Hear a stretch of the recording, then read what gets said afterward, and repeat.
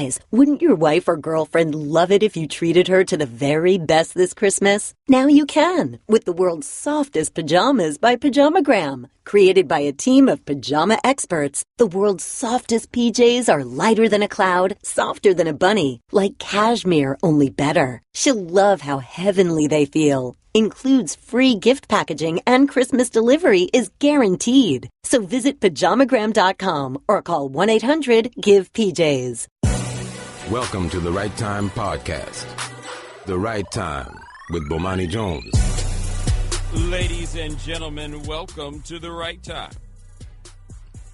My name is Bomani Jones. Thanks for listening on ESPN Radio and the ESPN app. We are presented by Progressive Insurance. You can send us a tweet at the 1-800-Flyers.com Twitter feed. That is at Bomani_Jones. All right, Eagles fans, I have to be honest here. I've spent a significant portion of this season saying that I wondered what the thing was that was going to happen that was going to bring your season all crashing down, right? I kind of joked about that because you guys had probably had a bit of a fatalistic assumption about the way the season was going to go, but I wasn't wishing a Carson Wentz ACL tear upon anyone, and that's what we wound up with. Carson Wentz has a torn ACL. He is out for the season. The Eagles are going to go to Nick Foles from here on out. Now, let's start with the fact that was a hell of a football game that we had between the Eagles and the Rams. I don't think there was any way that any of us believed when the season started that you'd wind up with a legitimately pivotal matchup between the Eagles and the Rams that would have serious consequences for postseason seeding and the rest. That's what we wound up with. And with the Eagles, I think part of what makes this loss, at least it would for me if I was an Eagles fan, particularly frustrating, is I felt like this was a win against the Rams that was really unlike any that they'd had earlier this year. I think the best win they'd had this season prior was against the Panthers, but it was against the Panthers. It was on Thursday night, and I think we all know that Thursday night games, you can only glean but so much of those. Now, you don't knock the Eagles for the fact that when they put a bad team in front of them, they went out there and beat the bad team. There's no way in the world that you can blame them for that fact, but this was a win that was like, oh, okay, they're here. Right, they are here. You saw that quarterback, the way that roster looked against another really good team. I was in early on the Rams, by the way. I can claim a little credit on that. Shannon, remember when I was telling people the Rams probably going to be good? You remember that? Oh, really? Oh, okay. You remember when I'm sure I can find that somewhere in the archives. Oh, I'm just saying. I used to give me credit for that. Now all of a sudden you try to pull, okay, I see. That's cool. I thought we was all here at the same time when that happened. Sorry, whatever. Anyway, that was the win I felt like for the Eagles. Is like, look, that's a game a good team wins. And I know, like, I try not to get into this touchy-feely, like, intangible narrative type stuff. But that, to me, looked like one of those where, like, yo, if you're a good team, this is the kind of game that you win. Not that they wouldn't be a good team if they lost it, but I say you're a good team if you win it. They got it. Except, well, it ended with Nick Foles. Anyway, here is Doug Peterson saying that he thinks the team's going to be all right. You sure can. Heck yeah. We overcame a Pro Bowl left tackle. We overcame our middle linebacker. We've overcome a running back. We've overcome a core special teams player this year, our kicker this year. This is no different. He is the quarterback of our football team. And each one of these guys that I mentioned is tough to replace. I sure hope that made him feel better about himself. I mean, look, I'm not knocking him for that. Like, I feel like sometimes them just the lies you got to tell on occasion. Like, you get in a situation like that, you are required to lie. Like, hey, man, we're going to be all right without him. Hell yeah, we're going to be all right with this guy that we traded lots of first-round picks to get because we thought he was special. We don't need special.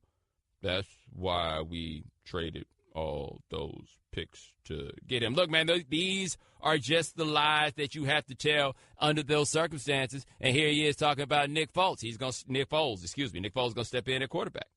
The reason we went out and got Nick Foles is for reasons like this and for situations like this. And I'm excited for Nick, obviously. I hate it for Carson Wentz. I hate it for the season, I guess, that he's been having.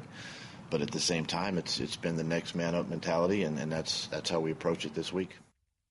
I mean, to be fair to the Eagles, as far as backup quarterback situations go, I do kind of feel like they have a good one. Like, I don't think Nick Foles is great. But if you wound up in a situation where your quarterback is down for a while, I don't know how many better guys there were going to be that aren't currently starters somewhere that you can get than Nick Foles. And Nick Foles had, the most anomalous month, non-Tebow division, 2 months really, in the history of the NFL. We've seen him be, quite honestly, the greatest quarterback of all time.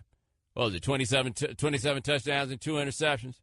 Like, we ain't never gonna be able to explain that. Where that 30 for 30 at, right? Like that's the one that we need to produce there. Now, 1 second though, if we can go back and play that first sound we had from Doug Peterson, the one I keep saying is him telling the lies that he's got to tell. I want you to hear something though. You sure can. Heck yeah. We overcame a Pro Bowl left tackle. We overcame our middle linebacker. We've overcome a running back. We've overcome a core special teams player this year, our kicker this year. This is no different. He is the quarterback of our football team, and each one of these guys that I mentioned is tough to replace.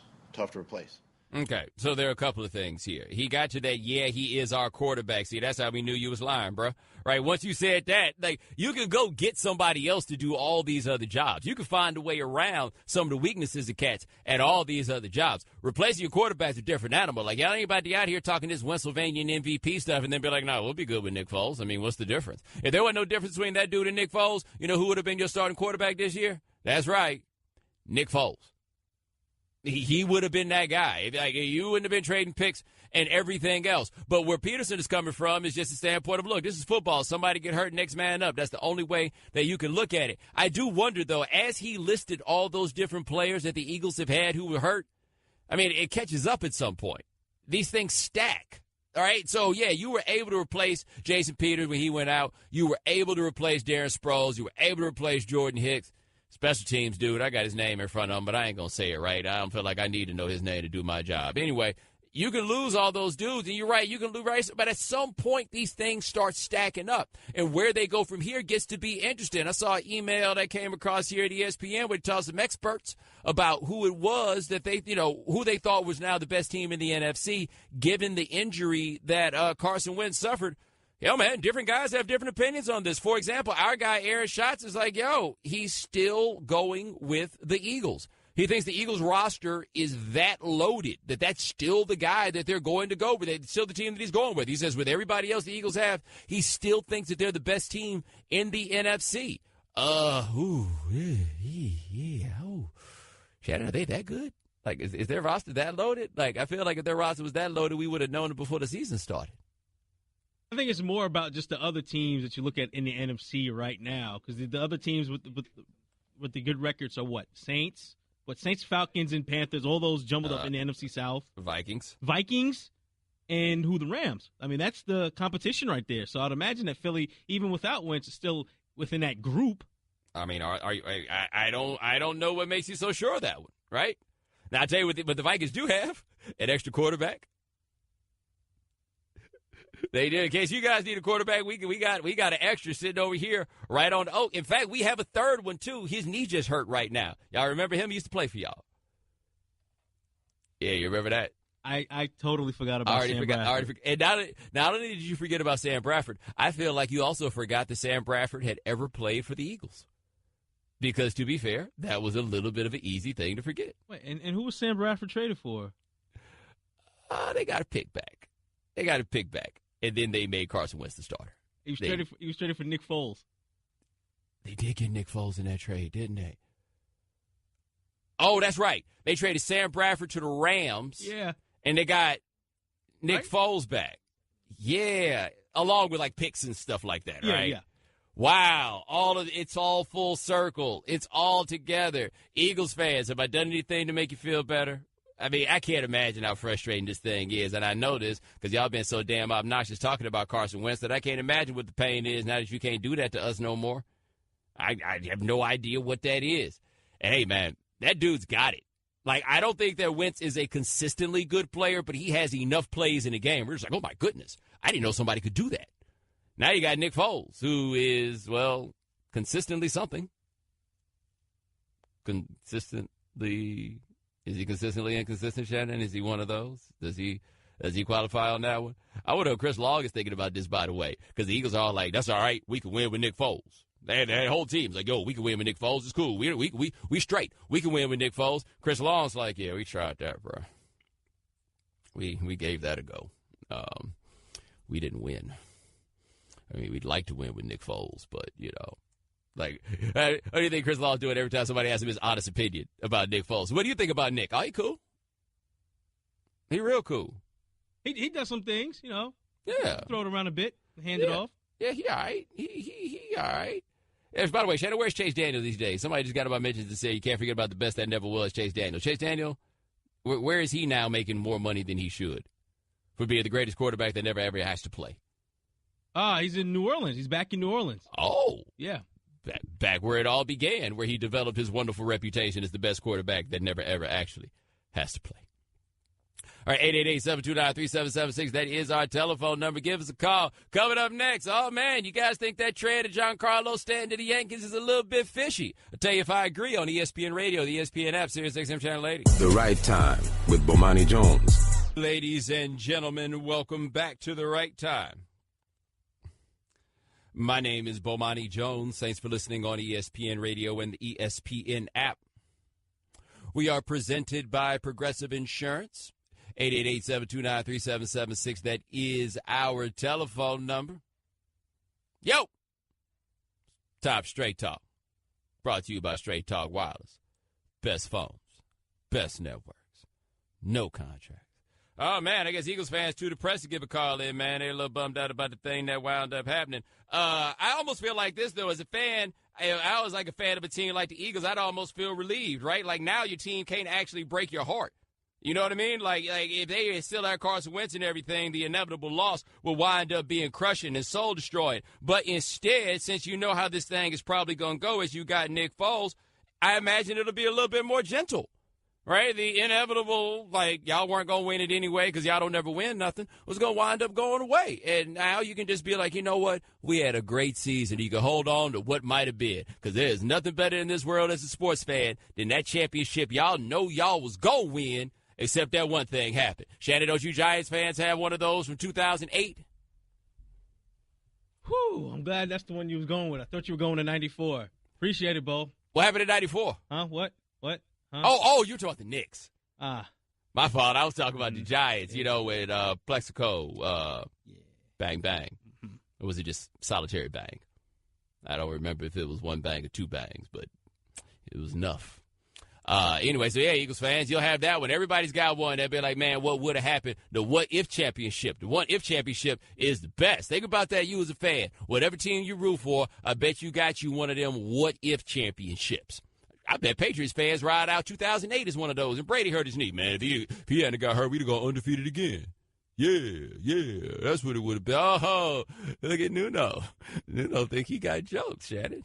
Nuno's asking what if the man of the year didn't solicit a prostitute on a January early morning in 1999.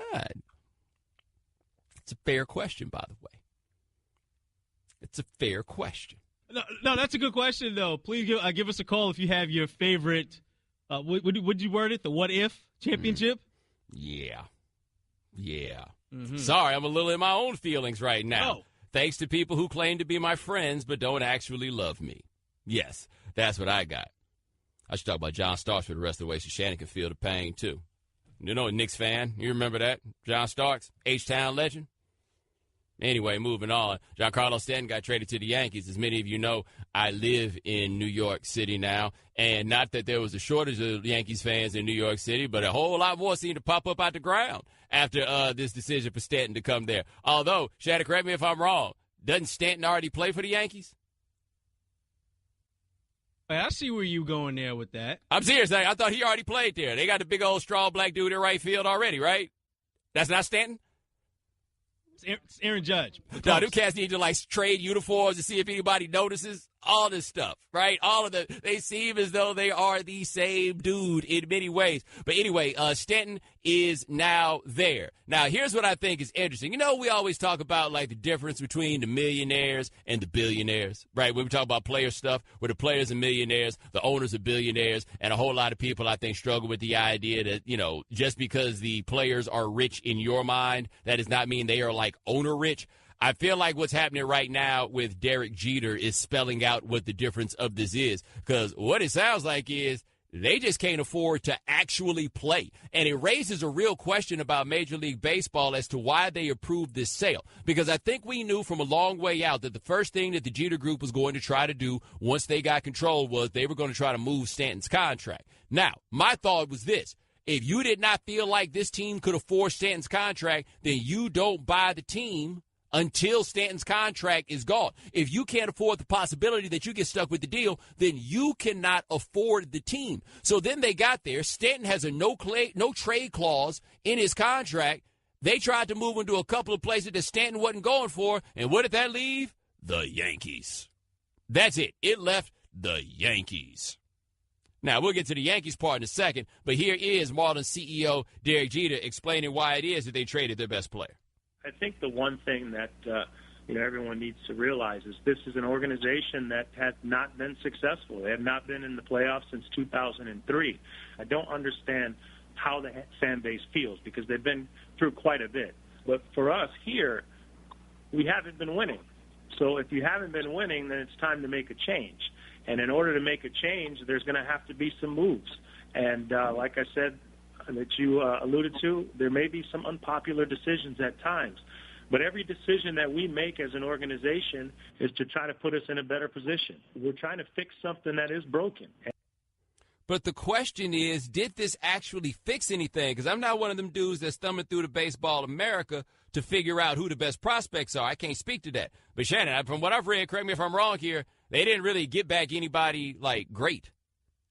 They had to get back something, and they got back prospects. They also got back a starter, so they'll have that. But it wasn't anything great. I guess they had to get what they can get because Stanton was leaving. Yeah, and that's the issue. If you're in a position where you're like, we got to get what we can get, then you can't make this trade.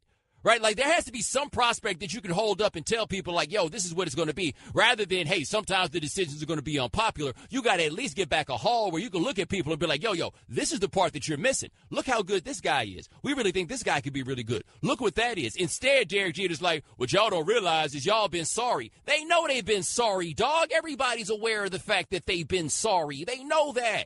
They absolutely know that. And so what winds up happening is you ship the dude out of here. Now, my man, Dan Le Batard, he's been around this Marlins team for quite a while, and he uses this to point to something I thought of immediately also. The Marlins, again, have traded their great right-handed hitter. When do you ever see the MVP of the league in his prime? Sorry, can't do it. The Marlins, guys, listen to what I'm saying here. The Marlins have had two of the worst trades in the history of baseball, right up there with Ruth. They traded Miguel Cabrera, and now they've traded the replacement for Miguel Cabrera, the guy who became Miguel Cabrera. So no franchise in the history of sports has done that. Like, that's never happened before, where you have these – you trade Ruth once, and it stays with you for 100 years. They've traded Ruth twice in the last 15. What's weird about the Marlins is they're in a perpetual fire sale, but the thing I think that we don't talk enough about when it comes to the Marlins is, so the Marlins have been in business since 1993. They haven't been as terrible as I think that people would speak to. Like, there have been a couple, like, they've had, out of those seasons, I think they've had 2 100-loss seasons, like a relatively small number of 90-win seasons, but they tend to have wins that cluster between the mid-70s and the mid-80s. Like, they're perpetually nondescript. I think I would look at them a little bit differently as a franchise if they were just like, 40 and 120 coming out here. But they're just perpetually nondescript. Like, they never give anybody any reason to actually get invested. Dude, best baseball seats I've ever had in my life. I got 2 seats for $30 a piece in the 8th row behind home plate 15 minutes before the first pitch once at that stadium, right? Like, they don't give anybody any reason to halfway care at all. And Dan taps on something else I was thinking here, man. It just sounds like the guys that own the Marlins are broke. We were told this would stop, not that it would be worse than it's ever been. They can't afford anything. Jeter's coming out here with his hand out, like, Jeter has this name, and baseball gave him a gift because they want his name around this team. And the other buyer, a Cuban guy from Miami, planned to have a payroll. He planned to spend, and baseball gave it to this guy. And Jeter overspent $1.1 billion for a franchise in South Florida that nobody cares about. Like, they pay $1.1 billion because baseball's running a racket. I'm telling you, they gifted this to Derek Jeter in a way that should be bothersome to anybody who cares about competitive sports. They did, though. Like, they can't afford to play. And I thought one thing baseball would learn from the McCourt situation was you can't be giving teams to guys who can't afford them. And that just seems to be the bottom line on this one. And, of course, the winners are the New York Yankees. And let's go here. Here's Giancarlo Stanton on his way out of Miami with one last thing to say. no structure, no stamp of this is how things are going to be. It's a different direction every spring training. You got to learn something new every spring, a different manager. Yeah, Shannon doesn't sound like he's so sad about leaving. It does not. And I don't blame him, though. He didn't want to be part of yet another rebuild down there in Miami, and it was time to go. I don't blame him. And now we're going to see how much America cares about baseball because the strongest man on earth now plays for the biggest franchise on earth, with the other strongest man on earth already being there. Like, if this can't get people interested, I don't know what'll do it. Straight Talk Wireless, nationwide coverage on America's largest and most dependable 4G LTE networks. All right, coming up next, are we being too hard on Derek Jeter? We'll talk to Jonah Carey of SI.com on ESPN Radio, the ESPN app, Sirius XM Channel 80. The Right Time with Bomani Jones. Ladies and gentlemen, welcome back to The Right Time. My name is Bomani Jones. Thanks for listening on ESPN Radio and the ESPN app. Our guest join us on the show, Pennzoil Performance Line. We'll talk to Jonah Carey in just a second about the Stanton trade.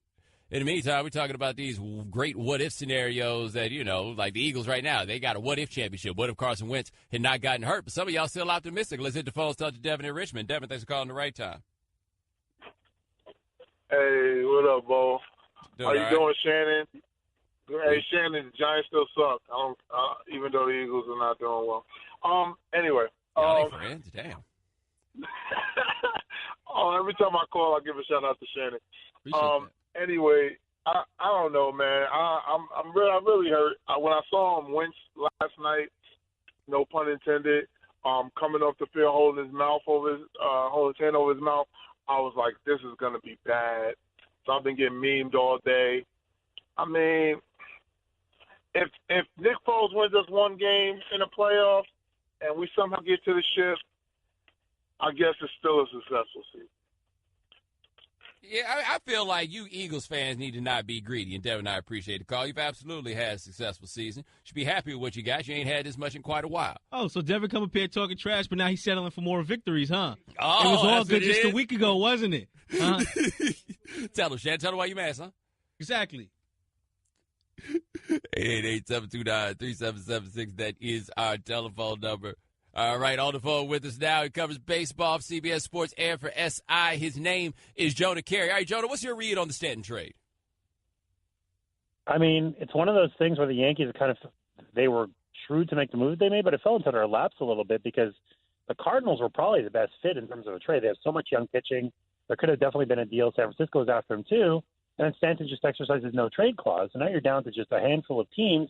And the Yankees are in a position where they could say, okay, here's 32 cents on the dollar, yay or nay, and Jeter's behind the eight ball until the deal happens. So Starlin Castro and some kind of B-plus level prospects, that's a pretty darn good deal. Even with the financial load that they have to take, Stanton, first of all, can opt out after 3 years, and secondly, he's the defending MVP. And third, the Yankees have more money than God, so I don't really see a downside here. It's a great deal for them. Yeah, for the Yankees, it's great. For the Marlins, though, I feel like if you were behind the eight ball on making this trade, doesn't this speak out to the fact that they probably couldn't afford to buy the team in the first place? That's exactly right. And, they're presumably what they're doing is they're trying to get rid of their debt and kind of start from zero and all that. But, gee, I mean, don't show your hand when you're sitting at the poker table. At least have some tact about it or whatever. It was a very odd thing. There's nothing wrong with trading Stanton per se. It is the case that he's been injury prone before. It is the case that he's owed, nearly $300 million. We don't know how this is going to go. And also there's a lot of power in today's game. So it's not like it's a rare commodity, even as much as he hits for more power than anybody else. But still, I mean, you still have to recognize he's a defending MVP and go accordingly. Yeah, this was just a botch all the way around. You just don't do that. You don't come in with a position of weakness because this is what happens. All right, talking to Jonah Carey of SI.com here on The Right Time. Now, with the Yankees, do you have any concern about the fact that Stanton and Aaron Judge are not the exact same player, but very similar? No, not at all. I mean, Mantle and Maris and, McCovey and Mays. I mean, you've had – I guess McCovey and Mays weren't exactly the same, but you've had multiple power guys on one team, and that's fine. Obviously, the Yankees will have to leaven that a little bit with some speed and athleticism elsewhere, but Stanton and Judge can go get it a little bit. For big guys, they're not too bad defensively. They do some other things, so that's fine. But really what it's going to come down to is how they fill out the rest of the roster. Starting pitching, they have Tanaka, they have Severino, who was fantastic last year, in Gray. The rest of the rotation is real thin, so that would require some upgrading. But if you think about what they did last season, they led the majors in home runs, and they had a monster bullpen, and they almost made the World Series. They came up just short. Well, now they have an even better lineup, and they still have the monster bullpen, if they come back with the same rotation, who's to say they can't do it again? So even if they stopped here, I think they're in pretty good shape. And, you know, if you had two of the same commodity and they were both guys who hit 200, made a bunch of errors, okay, that's bad. If you have two guys who combined to hit 111 home runs, well, my very advanced analysis will say that's probably good. We're talking to Johnny Carey here on The Right Time. Now for the Marlins, they got Starlin Castro. I guess we're expecting that he will also be traded. What do you think they can fetch for him?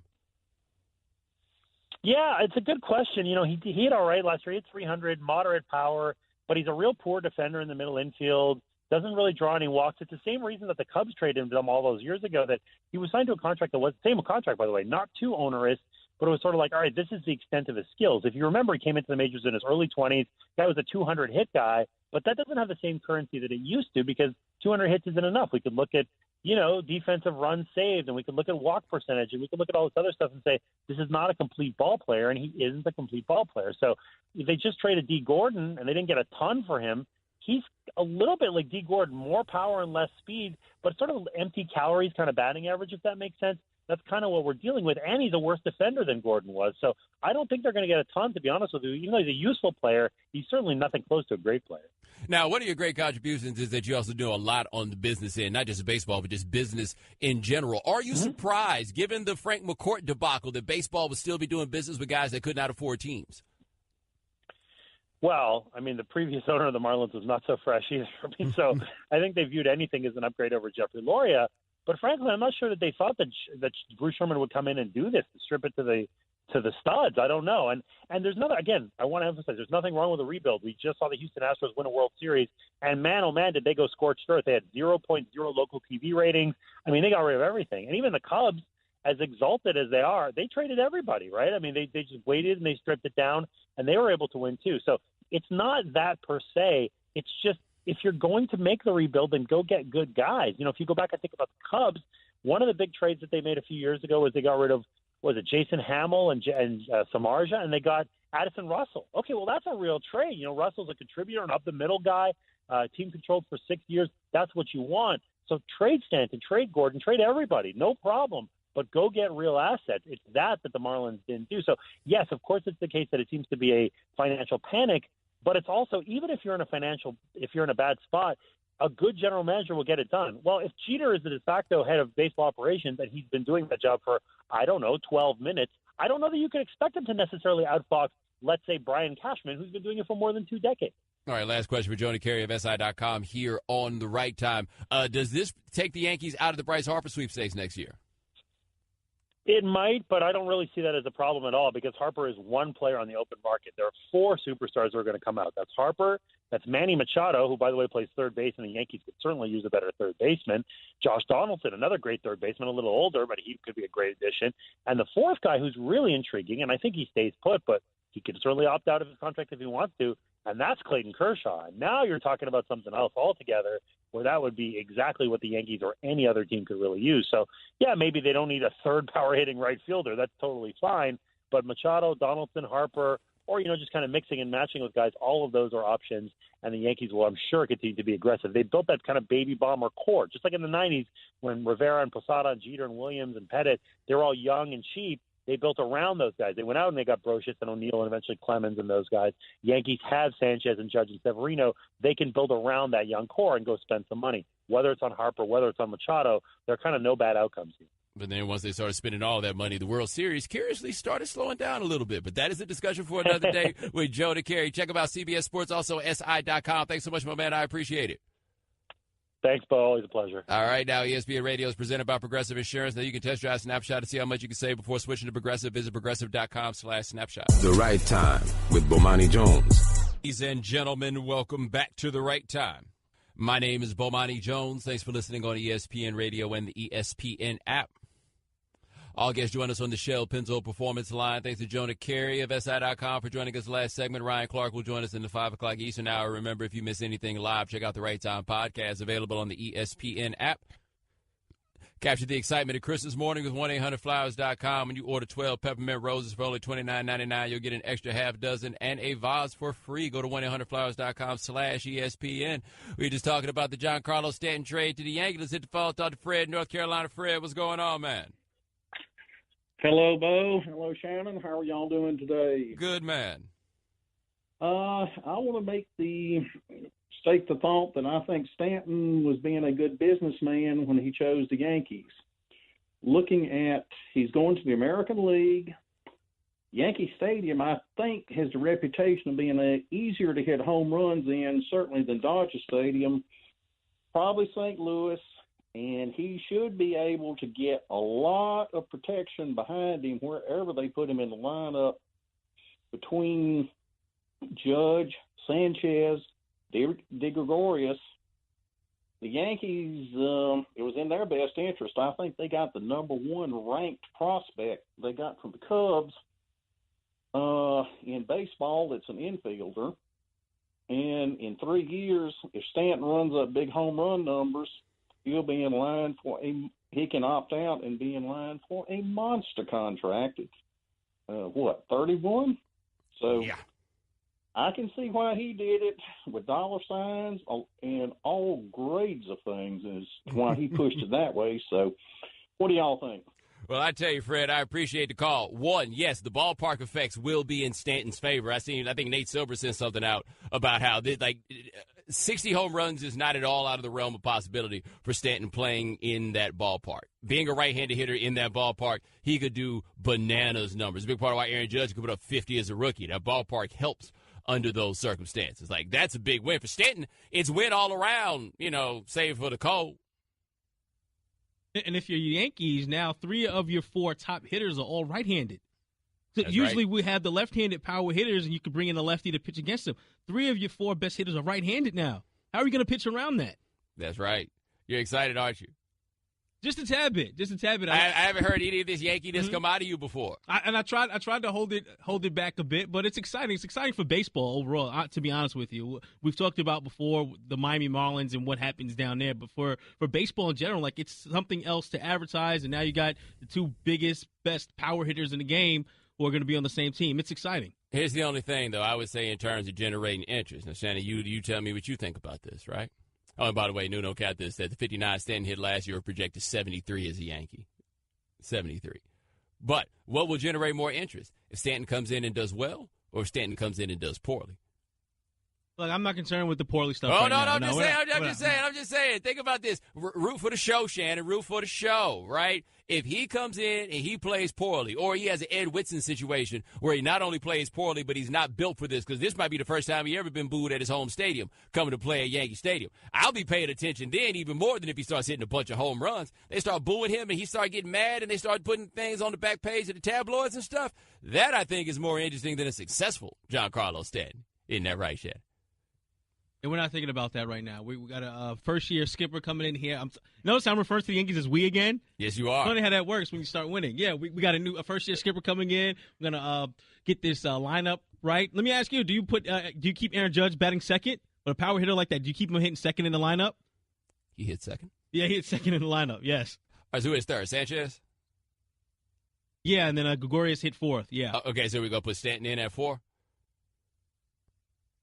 I would imagine so, because those guys, Stanton and Judge, are big strikeout guys. So I don't know if you want them back to back. So you'd probably have to put one hitting second, and one hitting fourth. Well, It's also interesting, the idea of having a big strikeout guy at the second hole, right? This is a complete change in the way that we look at baseball. When you put somebody who strikes out as much as Aaron Judge, you got him hitting second. Shannon, when I was a kid, the dude at number 2, you wanted him for bat control, perhaps the occasional sacrifice bunt.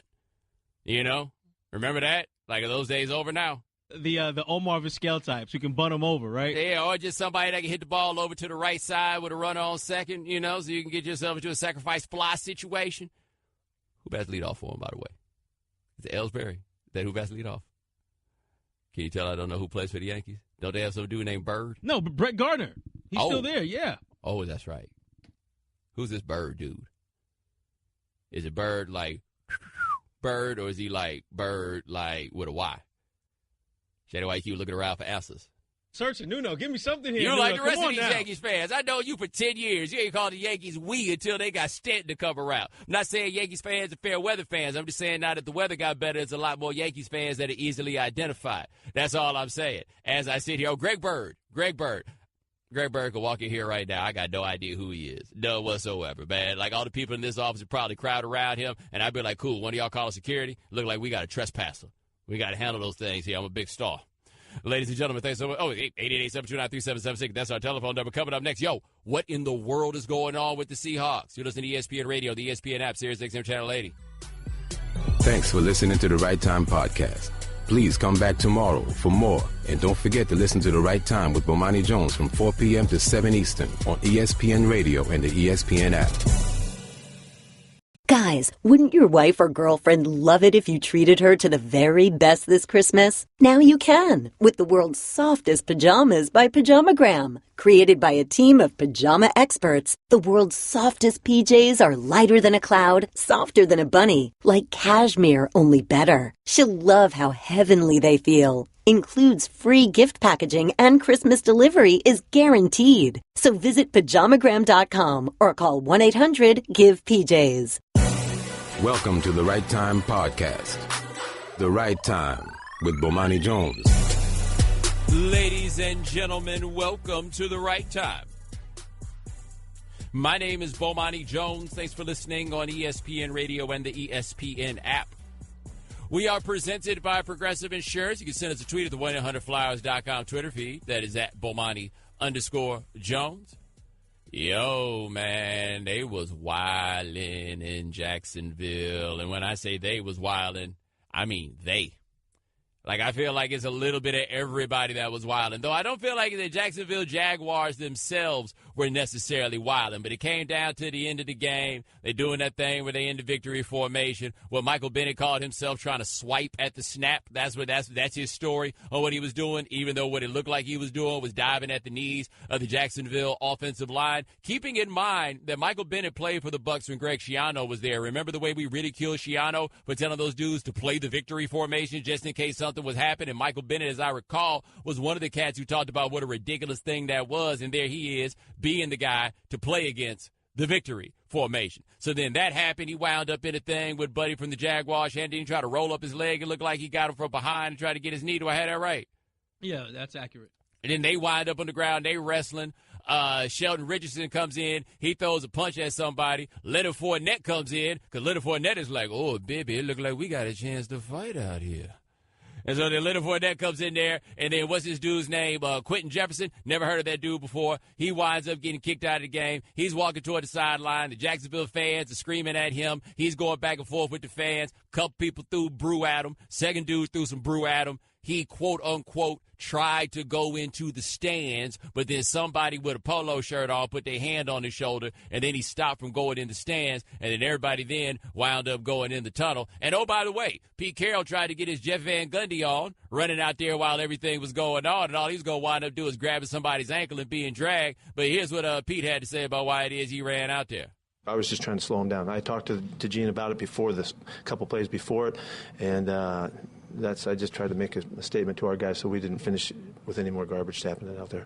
But I've seen every one of our guys, and he just kind of lost it. Somebody poured a beer on his head walking out of the stadium, So I told him that's pro football. They pay to get in. They can do whatever they want, I guess. All right, so yeah, that's the Jefferson guy. Now, to me, I feel like we got two different levels of things going on here. Number one is the Michael Bennett level, where I think Michael Bennett was just wrong. I don't think there's any way that you could argue that Michael Bennett was anything other than wrong. And Sheldon Richardson and coming in throwing punches, I mean, you can't really make an argument that that's right. But Michael Bennett, I think that you can make a clear argument that he was wrong. My man Jefferson, hey, man, you throw something at somebody, they come at you, I ain't seen nothing. Police come in a circumstance like that, what happened? All I saw was somebody throw something. Something happened after that? No, I missed that. All I saw was the dude that threw something. No. My buddy Jimmy Israel way back had a great line about the malice at the palace. He said there is nothing noble about letting people throw bleep at you. And that's what that was. Like, fans get out there and start feeling entitled and everything else and start throwing stuff at people. Hey, man, I think that went best case scenario for all parties involved with Jefferson. Jefferson rolled over there and did just enough to let them cats know that the bear bite back. They stopped him from actually getting up in the stands, so we did not have a horrible situation. I feel like somebody up there probably learned a lesson, because there's some of them out there like, oh, yeah, you wish you could come up there. There's at least one of those people up there whose heart was like, oh, no, somebody get him. Somebody please stop him from coming up here. There had to be at least one person that was like, no, please, no, don't let him kill me. Please don't let him kill me. Like, my thing, I didn't want to see a fight, but I was just curious to see if Jefferson was going to be able to scale the wall. That's what I wanted to see. I think he could have. That's how long do you think it would have taken him to scale the wall, though? How long do you think it would have taken? I mean, obviously he was just trying to scare the dude, because when Buddy came and put his hand on his shoulder, he immediately dropped down. Like, I didn't feel like he had a serious investment in going up there and trying to get that dude. But I do feel like every now and then, maybe it's just every couple years, I'm not sure what, but every now and then I feel like fans need a reminder. These dudes will come up there, and if they get their hands on you, they will take your dome off like the top of a jelly jar.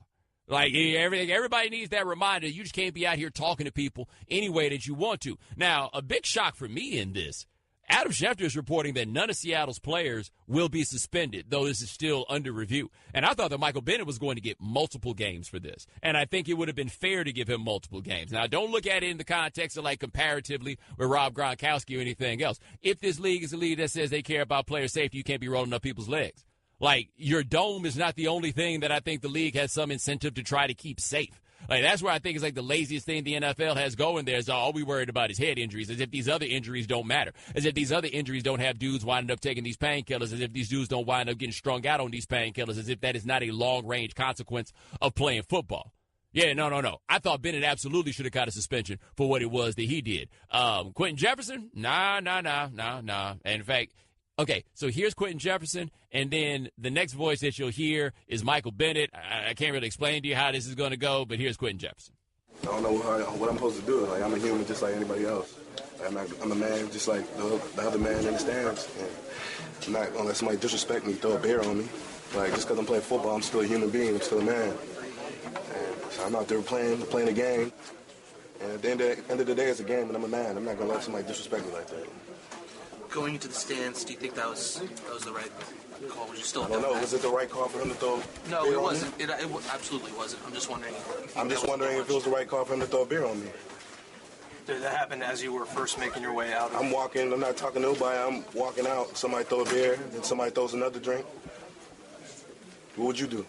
What was said, and it looked like you were jumping at each other. I'm saying, like, that's the question. They want you to say something, just stop. You a man with 4 kids. If you want to say something, don't say it. Move on. Tell me you got your face. Can I ask you a question about the game? Just a question about the game. He doesn't want to talk anymore. Move away from me. He doesn't want to talk anymore. He's emotional right now. You win. You guys win. You guys win. Appreciate it. That's what you guys want to see. You want to see him act a certain way? Move out the way. He's done. The man was disrespected. People threw food on him. He's not an animal. He's a human being. So get out of here. He's a human being. How would you like if one of your kids are playing sports and somebody threw beer on him? Exactly. So don't come in here with that then.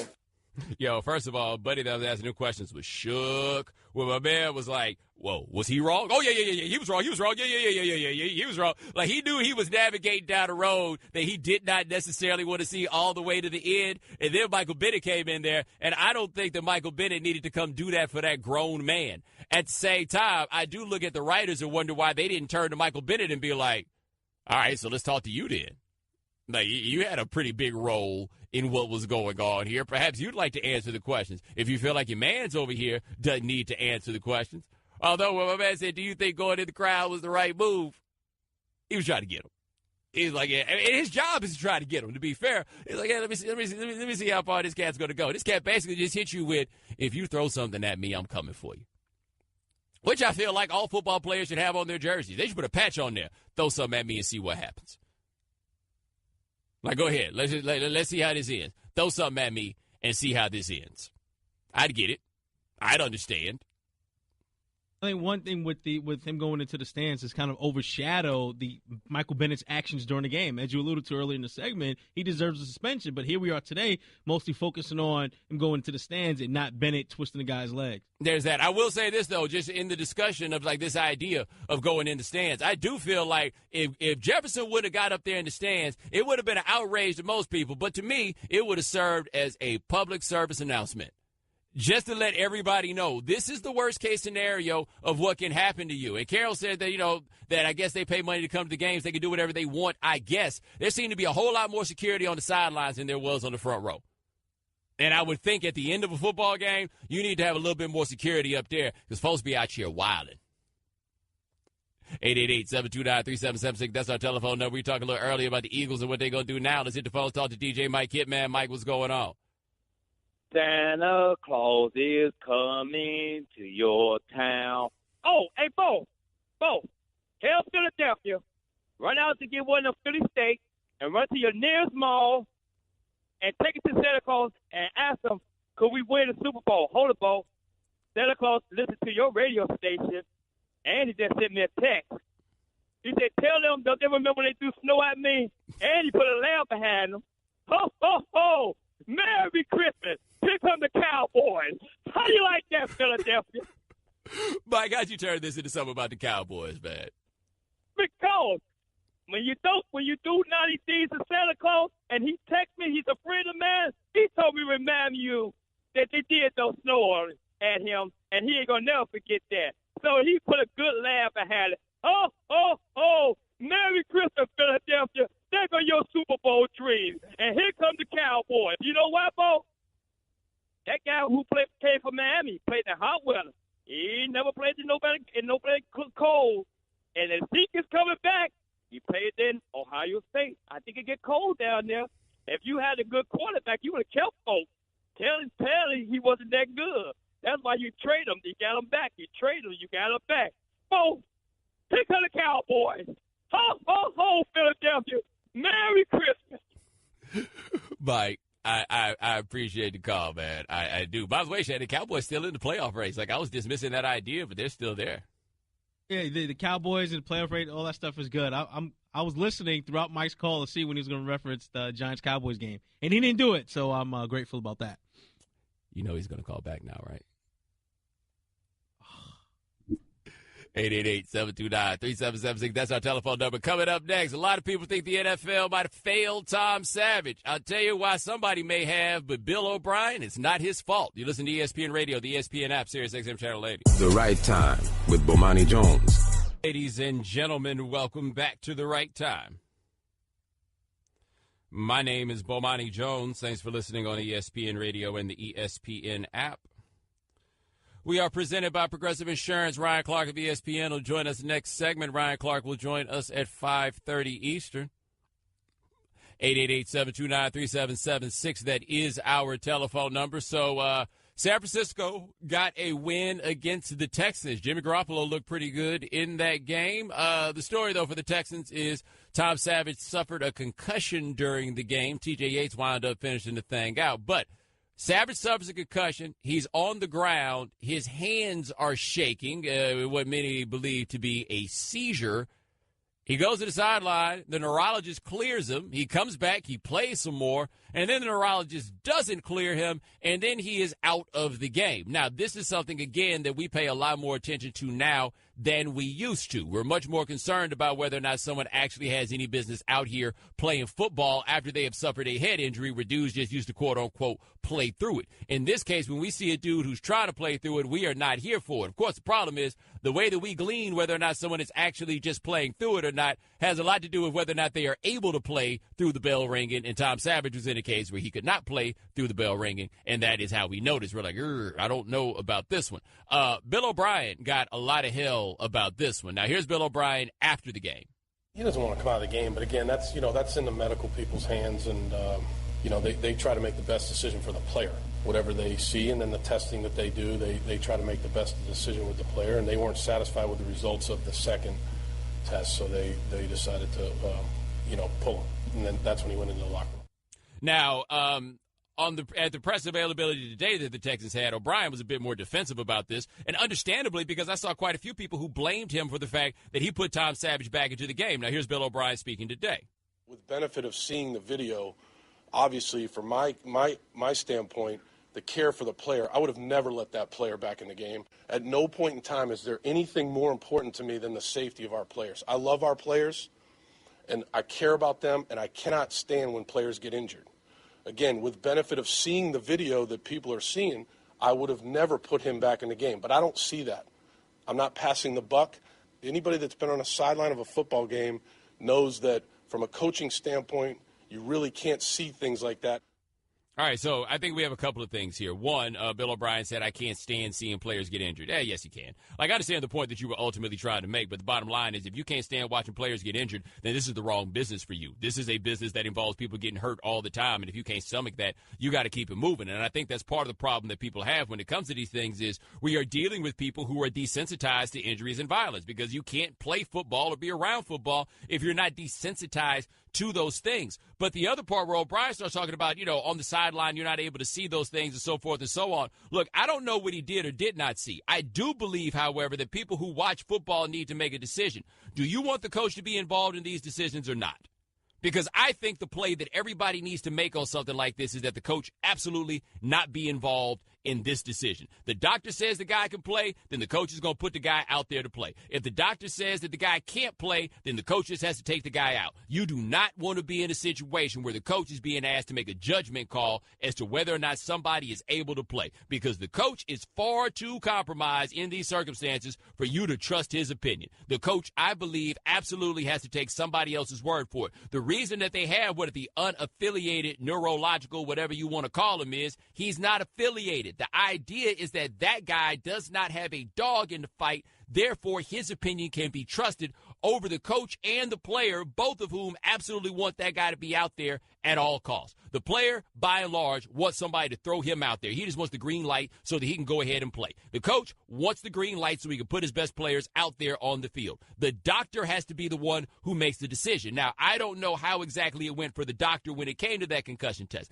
I don't know what the pressures are for the doctors or what their tiebreaker is, right? Like if something like this happens, is the doctor's tiebreaker, we're going to put him out on the field unless we have something going the other way? Like, you know what I mean? Like, which way are they going on this sort of thing? But under no circumstance whatsoever should it ever be Bill O'Brien's call to throw a guy back out there on the field. Under no circumstance ever should it be Bill O'Brien's call to take a guy out of a game. That is a call that should entirely be made by the doctors. And I think all of us understand and can agree that the doctors should be the ones to make the call. If we're going to have a circumstance, however, where the doctors are the ones who make the call, then I also think that you then have to absolve Bill O'Brien from blame when something like that happens. What it is, though, for us is it becomes very, very easy because we understand the cutthroat nature of football. It becomes very easy for us to look at the coach and be like, man, you so concerned about the wrong things and everything else, that Bill O'Brien becomes an easy target, and this doctor whose name we don't know, we don't throw that out there at all. No, man. Either the coach has a vote or the coach doesn't have a vote. And I feel like the coach absolutely 100% should not have a vote under these circumstances. They sent that dude back out there. They said he could play. They come back to Bill O'Brien. They say, now he can't play. Okay, boom. He's out of there. What we wound up with in this circumstance, though, was the really, really disturbing video of Tom Savage's handshaking. And those are the things that give you your reminder, oh, by the way, this game is really, really violent. This game is not safe. This game is not a good idea. And so I feel like in a lot of ways we want to have a certain level of enforcement on these concussions that's kind of in line with the way that we talk about drunk driving. Oh, no. We're not going to talk about the problems caused by drinking. We're going to talk about the problems caused by drinking and driving. Because, see, once we put it in there, we make it about the driving, then those of us who drink can ignore all the stuff that we talk about whether the drinking is the bad idea. It's kind of the same thing here, right? Like, we want this fierce enforcement on this end about head injuries and everything else, because at least we then feel like, well, hey, man, if we shut down these head injuries, then we can otherwise enjoy this thing that still has these guys beating their brains in. That's the spread. That's the change. That's how it goes. And so when a case like this comes up where you see Savage on the ground, oh, my God, get him off the field. Think about this with the concussion protocol and everything else. How often do you see them pull an offensive lineman out of a game for concussion protocol? Like, serious question. How often do you see it where an offensive lineman is out of the game in the name of the concussion protocol? You don't see it very often, right? We see it with the guys that they really, really notice, the guys that take the big hits. Those are the ones that they're able to see. Quarterbacks, receivers going over the middle, stuff like that. Those are the guys that you're really able to see under those circumstances. In fact, Shad, how often do you see a running back come out of a game in the name of a concussion? Usually if it's something related to their legs, that's when they usually come out. Yeah, but concussion, we don't really see it in regards to running backs. No, we see defensive players who make the big hits, like linebackers, safeties, like those sorts of guys. We see those guys who wind up coming out for concussions. Do you think these other dudes don't suffer concussions? Do you think that guys along the line do not suffer concussions? Do you need to go look up the story of Mike Webster to see what his brain turned into playing on the line? No, we don't notice those. So nobody's really talking about those. I ain't never heard anybody pop up and be like, I think the independent neurologist needs to spend more time making sure the offensive linemen are okay. No, because that doesn't distort your comfort. That doesn't change it for you while you're out here watching the game. But when something like that happens to Savage, I feel like fans need to see some action happen there, because then it allows them to guiltlessly watch the rest of the game that we all know is a guilty pleasure. All right, 888-729-3776. That is our telephone number. Coming up next, the Eagles still have any hope without Carson Wentz? We'll talk to Ryan Clark about that on ESPN Radio, the ESPN app, Sirius XM Channel 80. Hey, book your next business trip at Upside.com, and you'll get 2 of the best gifts anyone will give you this holiday season. A free pair of Bose SoundLink wireless headphones so you can have some peace and quiet on your business trip, and the gift of a better business travel experience. All that plus Upside is great prices for flights, hotel, and rental cars. Now, to get your free pair of Bose SoundLink wireless headphones, use my code Bomani when you book your first business trip at Upside.com. That's code Bomani at Upside.com to claim my free gift to you. Bose SoundLink wireless headphones. Upside.com. You deserve a better business trip. Headphones available while supplies last. Must be first Upside purchase. $600 minimum purchase required. See site for complete details. The Right Time with Bomani Jones. Ladies and gentlemen, welcome back to The Right Time. My name is Bomani Jones. Thanks for listening on ESPN Radio and the ESPN app. All guests join us on the Shell Pennzoil Performance Line, just like our next guest, Super Bowl champion Ryan Clark. All right, Ryan, where do you think the Eagles stand now? They're 11-2, but Nick Foles is now the quarterback. They're obviously not the team that we had with a slight lead over the other top teams in the NFC going into the playoffs, but they're still a team that's in that hunt. I mean, if you look at the other quarterbacks, you got Case Keenum, who is playing really good ball, but, Case was a career backup. The 3 guys you felt like you can count on in the NFC South have been inconsistent, and Russell Wilson and Jared Goff are obviously the 2 that's been playing well. And so he is right in that mix with those group of guys. He's obviously on the bottom if you talk about careers, but as far as putting together a stretch of games and a stretch of wins, Nick Foles has an opportunity to be able to do that. And so it obviously brings them back to the pack. They aren't the leader anymore. The defense is going to have to pick it up from what they've done the last 2 weeks, rely on the running game a bit more than you have with Carson Wentz. But I think this team still competes. I think this team is still part of this race, still part of this journey to the Super Bowl. Now, is this running game good enough to protect him, though? It is. I think it is, and I don't think Nick Foles needs protection in the way that we see many backups needing protection. You look at Clement, you look at Jay Ajayi, and then you have LeGarrette Blount, all 3 different styles of runners, all runners that have been productive, largely in part because they had Carson Wentz, but also the way that this offensive line gets down the field, gets out on the perimeter, creates holes, creates creases, and the creativity of Doug Peterson has been a huge part of why this run game has been strong. And so now you let that be the catalyst of your team. You let that be the part of your team that leads you, and I think they can protect Nick Foles, but Nick Foles is going to have to make some throws and some plays, which we saw him do in a short period of time against the Los Angeles Rams. All right, talking to Ryan Clark of ESPN here on The Right Time. Now, switching gears a little bit, Panthers got a big win over the Vikings. Where do you think they stand versus the rest of the NFC contenders? The Panthers are right there, too. If I had to pick a team that I thought was a little bit ahead, even after this loss, it would be the Minnesota Vikings, because I believe they can consistently play defense at a higher level than the other teams. But we saw them miss wide open tackles against Cam Newton, against Jonathan Stewart, let Cam Newton get out of the pocket, scramble, and make plays down the field of Devin Bunches. That was a very non-Vikings defense-like day, and I don't expect to see that a lot going down the stretch. But I think the Carolina Panthers are right in that hunt with those teams. And when you get good Cam Newton, the Carolina Panthers are probably the best team, but he's just been so up and down passing the ball this year. And even with this running game going, just the inconsistencies in the pass game scare you as you get into the playoffs. Now, do you think they can survive if they get bad Cam Newton? Because for much of his career, if they didn't get great Cam Newton, they couldn't win a game, let alone go deep in the playoffs. They can't win with bad Cam Newton, but if we could just get good Cam Newton, they good. If they get a guy, yesterday he was okay.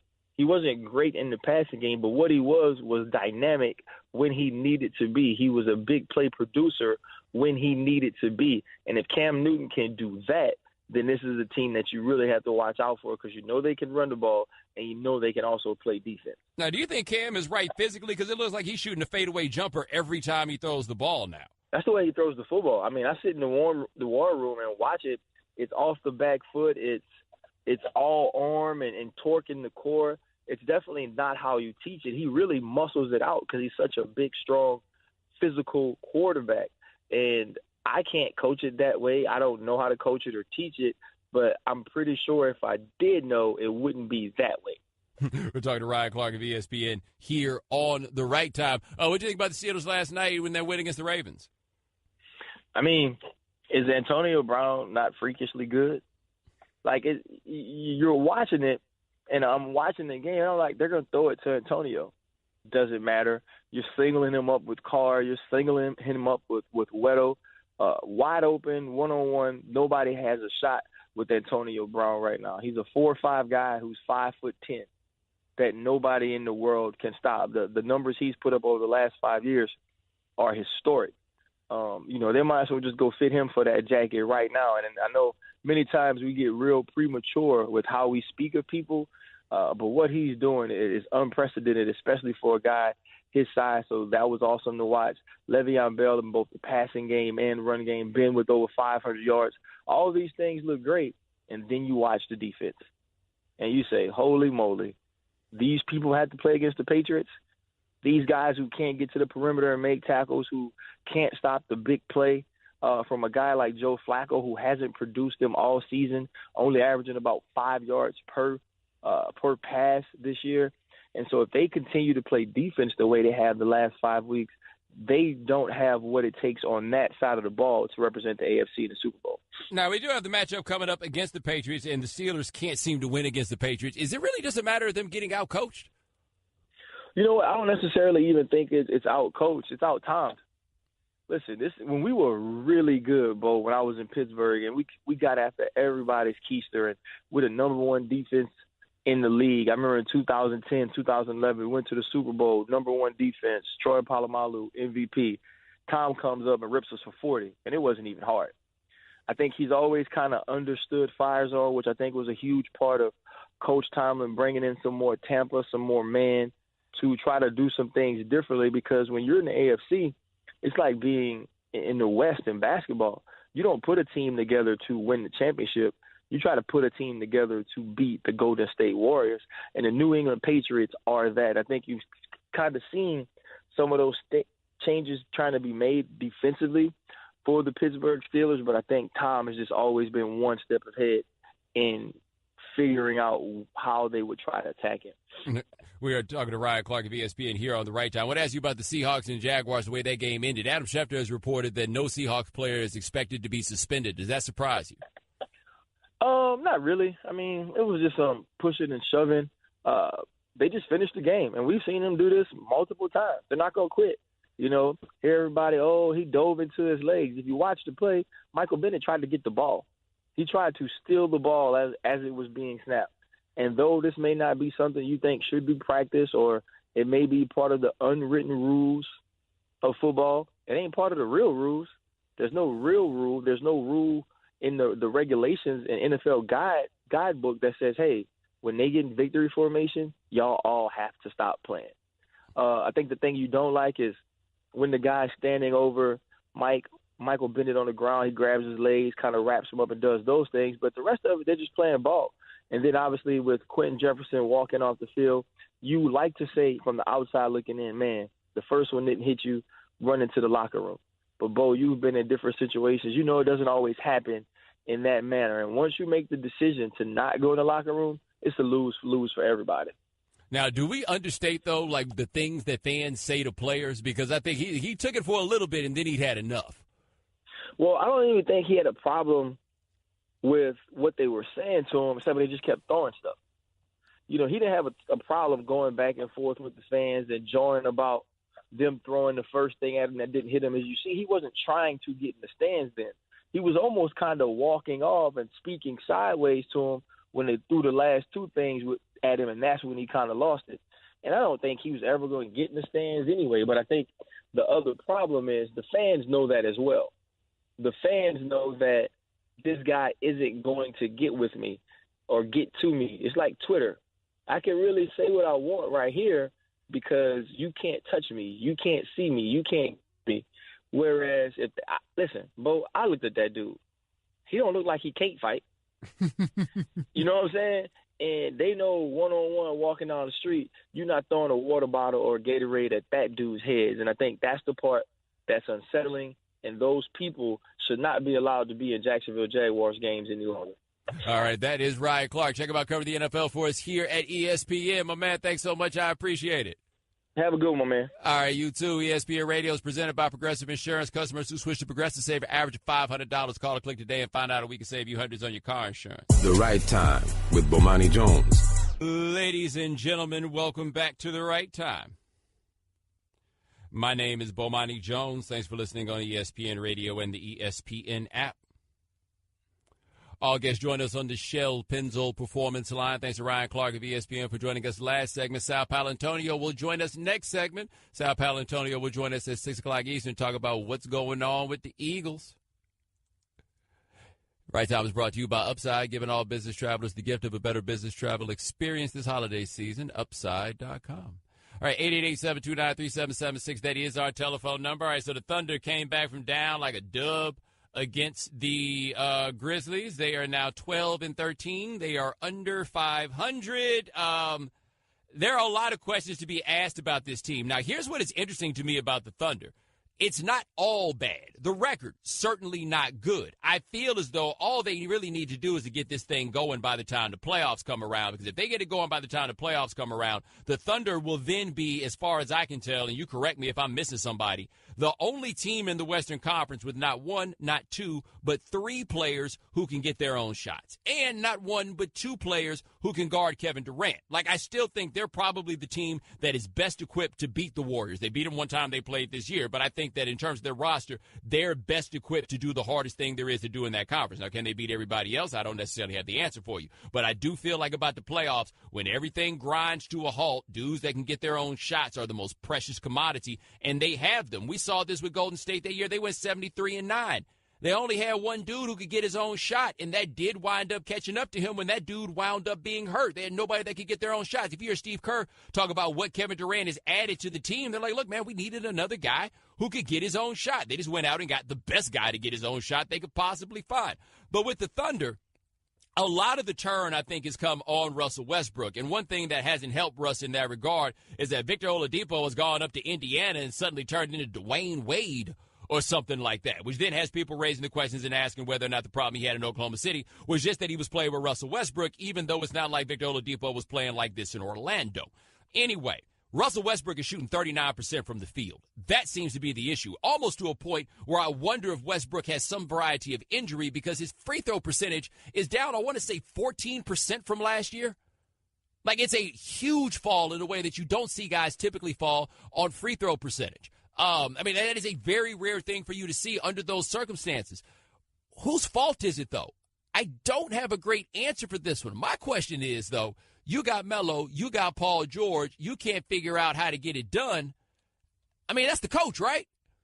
And I'm not saying that I think that Billy Donovan should be fired necessarily. I am saying, though, that I understand that the way that the NBA works and the way the NBA typically works is if you got this collection of talent and you got the short time horizon to figure this out that Oklahoma City has, the coach is the person that we normally look at. Instead, this year, I find that we're doing a lot of looking at Russell Westbrook. Now, I haven't watched them enough to fully understand what the deal is with them, but here are the drops from last year. Last year, Russ shot 42.5% from the field. This year's 39.3%. Last year, Russ shot 34.3% from three. This year's 30.9%. Yo, those are big drops. And again, the free throw line. Last year, Russell Westbrook shot 84.5% from the free throw line. This year, it's 71.4%. Keeping in mind, there has never been a season where Russell Westbrook has shot below 78% from the free throw line. He is so far below his career high, his career lows in all of these things that I'm looking at this and I'm like, okay, so what exactly is going on? Is this entirely a matter of Russ commandeering the offense? I don't know if that's what it is. How much of this has to do with the fact that, like, Melo, I guess maybe I just look up the only times when Melo has a game where he shoots 5 for 20 or something like this. What is Paul George contributing, given that Paul George is not the most assertive cat? And more than anything else, you can complain about Russ all you want in this. Russ got the longest contract out of anybody involved in this. They got to figure out how to get this done around him, whether you like it or not. They got to figure out how to get this done around him. But no, I'm not inclined to blame Russ for the fact that Carmelo Anthony is only shooting 40% from the floor and 34% from three. I'm not inclined to blame Russell Westbrook for the fact that Paul George is only shooting 42% from the floor. They got a whole lot of things that are going on, and the coach is supposed to be the guy that finds one way or another to figure this out. All that being said, do you know who the best defensive team in the NBA is in the last 5 games?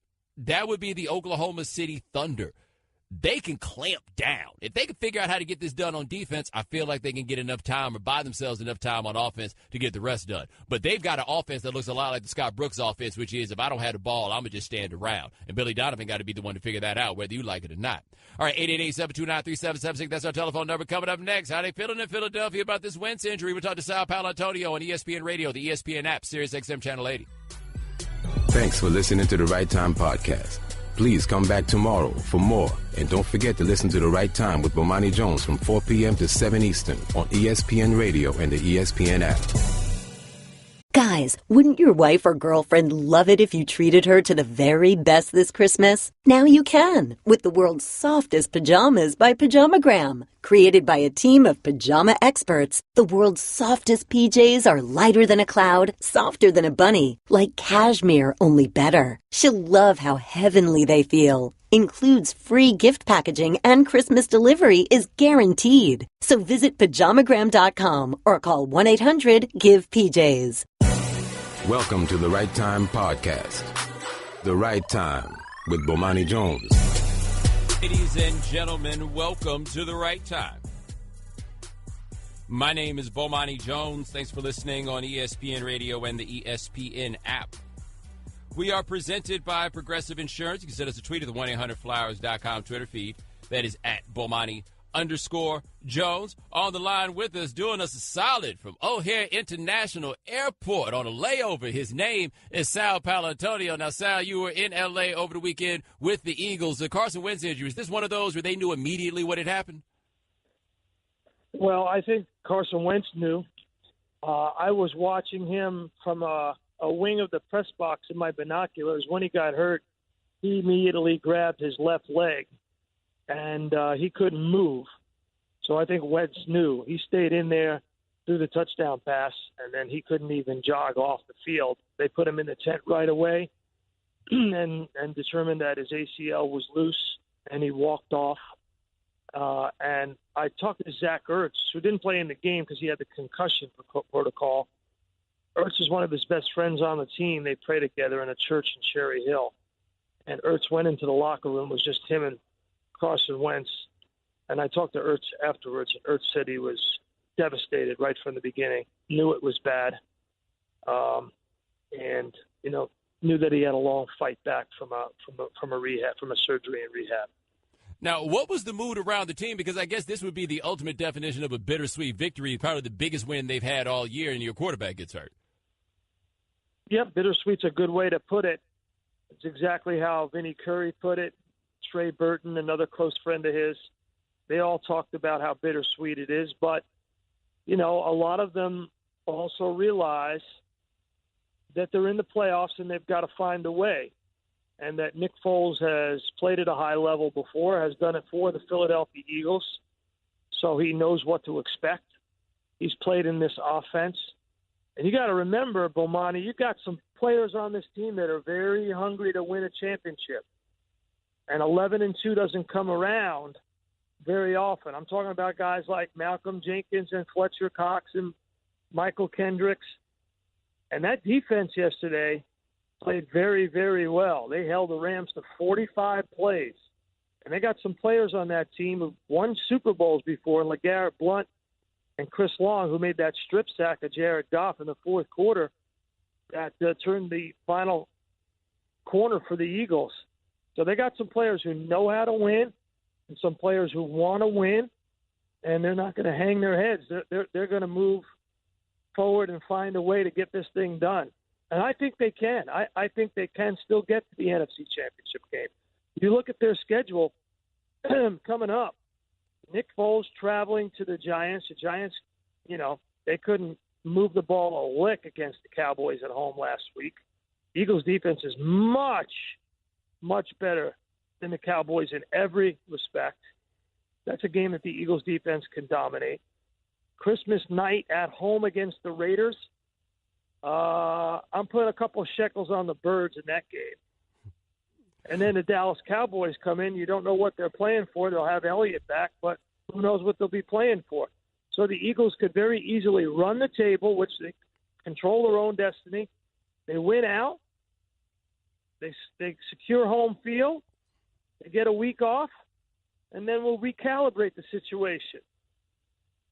All right, we're talking to Sal Paolantonio of ESPN here on The Right Time. Now, we've seen Nick Foles be like maybe the greatest quarterback we'd ever seen for that 2-month stretch in 2013. He kind of fell to earth after that, but how much of a drop is there going from Wentz to Foles? Well, there's one specific difference, right? Wentz can make plays outside the structure of the called play. He can extend the down. Foles is not going to do that. He's never had a history of that. He has a problem with the rush. We all know that. So they're going to have to figure out how to make things a little easier for him in protection, get the ball out of his hands a little bit more quickly. What worked for Foles was more of a hurry-up offense, quick strike. Get to the line of scrimmage as quickly as possible and get the play off. And then the defense can't make substitutions on a down-by-down basis because you're not making substitutions offensively. And you can dictate formation and defensive personnel through tempo. If you can do that, if you can dictate through tempo, you can keep the rush at bay, Bomani. And that's what's worked for him. But if you got the rush coming and he's in 5- and 7-step drops, he's not going to be able to elude the rush like Carson Wentz. Let's face it. And now, Doug Peterson yesterday went through the list of guys that they've lost this year and why this is just another guy to replace and why they felt comfortable about it. But you would think at some point, as he's reading the list, I would think he would be like, damn, that's a lot of people. You want to go through the list? Here we go. Sproles, Jason Peters. We're only talking about Darren Sproles, who's a Hall of Fame caliber running back, and Jason Peters, who's going to the Hall of Fame as a starting left tackle. Then you add the guy with the green sticker on the back of his helmet, Jordan Hicks, the middle linebacker. He's gone. Then in the middle of the course of the game, you lose your starting left guard in Wisniewski. He's gone. And then now you lose your starting quarterback, a guy on the MVP track. And you're 11-2 in the first team to clinch a division title in the conference. So, yeah, they have that mentality. That's why I said to you before in my first couple of seconds on your show. And by the way, thank you for having me on the show. I appreciate it. No problem, man. At the very outset, I know the locker room well. I covered the team for 25 years. This is the best locker room for this team that I've ever seen.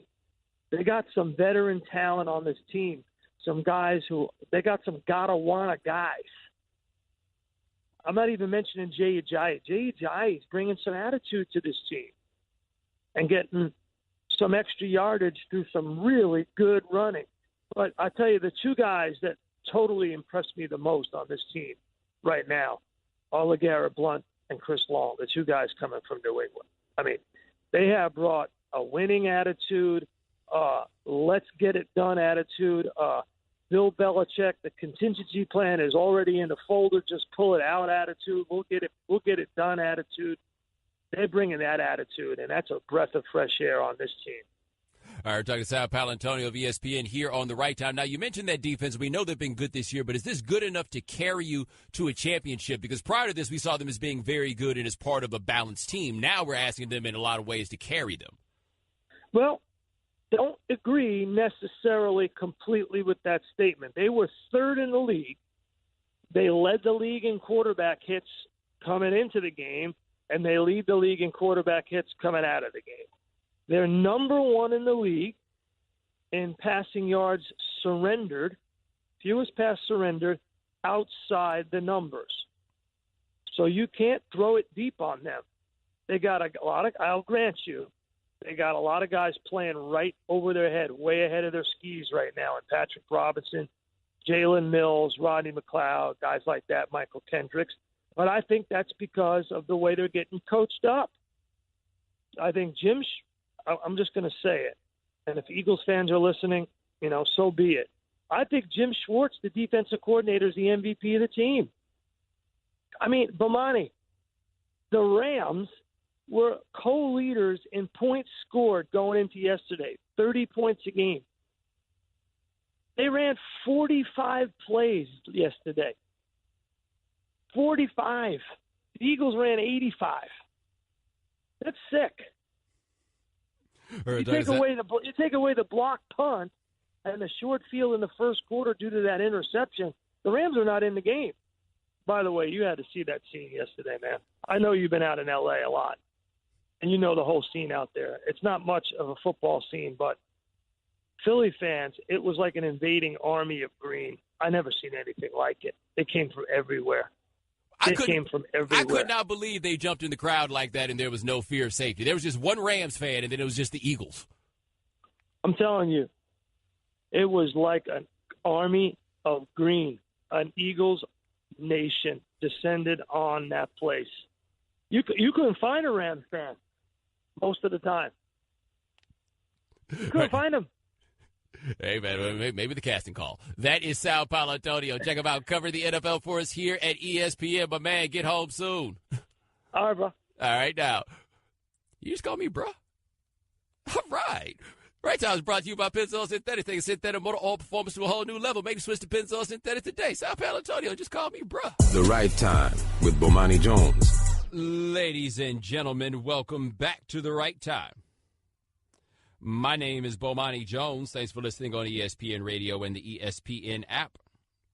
We are presented by Progressive Insurance. Thanks to Sal Paolantonio for joining us last segment. Michael Sean Dugar of the Seattle Post-Intelligencer. I think I got that right. Anyway, he'll be joining us next segment. Michael Sean Dugar will join us at 6:30 Eastern. Da-da-da, man. That's the old soul song of the day. Merry Christmas, Baby by Otis Redding. I said, turn that up.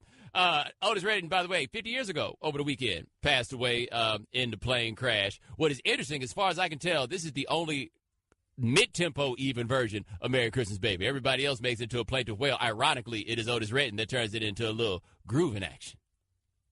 888-729-3776. That is our telephone number. We need you guys to help us get to the bottom of something right here. We had Sal Paolantonio on the show last segment, and we want to play something for you right fast. I'm not going to pause it for you. I'm going to just let you hear it, and you tell me what you hear. All right, bro. Do that one more time. All right, bro. Shannon, I think Sal Paolantonio called me bruh. Right, you thanked him for coming on. He told him, travel safely, and he gave you was it bruh? Let's play it one more time. All right, bro. That's a bruh, man. I like the idea that it's a bruh, man. Bruh, man. Yeah, I like the idea that it's a bruh. Hey, man, he said he'd been covering that locker room for 25 years. You pick up bruh within 25 years. You know what I mean? He be in there talking to LeGarrette Blount, Jay Ajayi. Play it one more time. All right, bro. Yeah, man, it's Sal Paolantonio. Don't call you bruh. He don't rock with you like he rock with me. We got a rapport. 888-729-3776. That's our telephone number. We had Sal on to talk about what's going on there with the Eagles. Now it's Nick Foles. Nick Foles would be the new starting quarterback. Nick Foles in 2013 had 27 touchdowns and 2 interceptions. That is the single most anomalous thing I've ever seen in sports, is him continuously doing that. Like, all right, so here's what I mean by that being anomalous, because there's always Tebow Mania of 2011, which was just like anomaly after anomaly after anomaly after anomaly after anomaly. I felt like with Foles, though, this is just like a long, continuous anomaly unlike anything I'd ever seen. I say it's the most anomalous thing I've ever seen, and I saw Mike Tyson get knocked out by Buster Douglas. Like, this will never come close to happening again, ever, at any point. Shannon, he had a game where he threw 7 touchdown passes. You remember that? Like, we thought we were on the brink of something special here with Nick Foles. Couldn't believe it. Nick Foles and Chip Kelly. Don't forget, that's what we thought that Chip Kelly thing was going to ball out of control. Let's go farther. January 26, 2014. Shannon, Nick Foles was the offensive MVP of the Pro Bowl.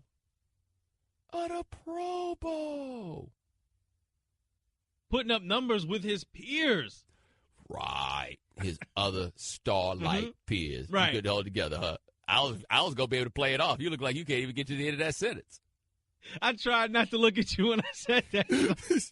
Hey, man, I mean, 27 touchdowns, 2 interceptions. He was in there like sheriff in town.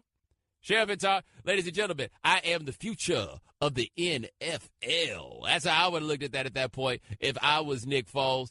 And then, like, a year and a month later or so, he got traded to the Rams. It was all over just that fast with Nick Foles. And now the Eagles are going to need him to hold it down. And I almost feel bad for him. I feel like he'd be in a better situation with Eagles fans if he hadn't had that 27-2. Because now all of a sudden I feel like people got a mistaken idea about what the ceiling is with this dude. Y'all just need him to come out here and not wet the bed. Question is, can he come out here and not wet the bed? I don't have an answer for that. When we had Sal on, Sal said the issue with Foles is he can't really do much if he gets faced with a pass rush. That means they're about to be bringing the house all up in Nick Foles' kitchen, and then let's see how this goes. Like, anybody who feels like right now they know what the Eagles can do without Carson Wentz, nope, we need to see a full game of the Foles, rather. He called them Foles.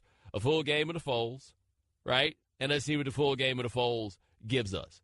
Shannon, don't let Foles come out here and throw for 300 yards, man. Eagles fans are going to be insufferable. I wonder how many Eagle fans still have their Foles jerseys from his first run. Did they even have time to buy a Foles jersey? Like, was there enough time to get to the stores? Were they able to press them up? Oh, absolutely. They was getting those things out. In 2013, the numbers he was putting up, oh, yeah, they had those jerseys out. Absolutely. They was rolling them out. Absolutely. And he was the guy after Michael Vick, too. He was the guy after Michael Vick. So what? I would love to see what the jersey sales on Michael Vick in the Philadelphia area were. Like, right around when he had that game against Washington where he had the greatest game I thought I had ever seen in my life, where people like, so I feel like I got to go get me one of these jerseys now. I gotta go get me some of the. I gotta go get me a pair of them Air Dog Fighters. And it's interesting that you brought. Wow, it's interesting that you brought up Chip Kelly, right? Because there's a segment of Eagle fans that hold a lot of resentment against Chip Kelly. Well, here we are now with Chip Kelly's quarterback, the quarterback of the Chip Kelly era, coming back now. Does this bring up some of those bad memories that Eagle fans have of Chip Kelly coaching the team? But I feel like they had some good memories of Chip Kelly. It was only one bad year. It was that last year when they put him all the way in charge that the wheels came off. And see, that's exactly what it is, that you had so many popular players that Kelly got rid of, starting with what? Right. Deshaun Jackson, right? And then you had Shady McCoy and so on and so forth. Macklin, he got rid of guys. Yeah, he got rid of all the good players. That's right. I forgot about that. It's like he was playing Madden and he sorted it by overall rating. It was like, all right, I don't need none of these dudes. I just couldn't find a good enough deal for Jason Peters. Otherwise, no, I didn't need none of these dudes. By the way, while we're on it, we talked about, can we play that Sal Paolantonio sound one more time of Sal getting out the interview? He hit us with that eye, bruh. Oh, yeah, we got to have this up forever, man. We got it now. Go ahead, man. All right, bro. All right, Turn it up a little bit, man. All right, bro. Yeah, Shannon. My man Jeremy hit us with the, you can feel the head nod that went with it. You think Sal Paolantonio snap his finger at the end of DAP? Like, do you think he comes in with the initial hand slap, then he pulls it together, like locks the fingers? Yeah. Well, I think that if you're Sal Paolantonio and you work in a locker room like he works in the locker room, you got to read the DAP, right? Like, it's kind of like the mesh point on the zone read plays where you got to read whether or not it's the handoff or not. Mm-hmm. So I feel like he sticks his hand out and he looks at the angle that your hand is out at. Okay. And then if he figures that you coming at that 45-degree angle, then it's time for him to do the grip and then come back. But does he snap the finger? Put it on the poll. Does Sal Paolantonio snap his fingers after DAP? Are you a finger snapper, Shannon? I am not a finger snapper, no. I am a finger, as you probably know, I am a finger snapper, and I do it with everybody. There are a lot of rooms that I've walked out of that I wonder, I wonder if they thought about that finger snap. Because I feel like the DAP says, I feel you. The snap says, and I understand. Feeling, I feel you, and I understand. That's right. You got to split those things into two things. Like, remember I told you about that time we put my homeboy on the dorm council when I was in college, and he decided that his two jobs were holding it down and keeping it real? That's what it is. I feel you, and I understand.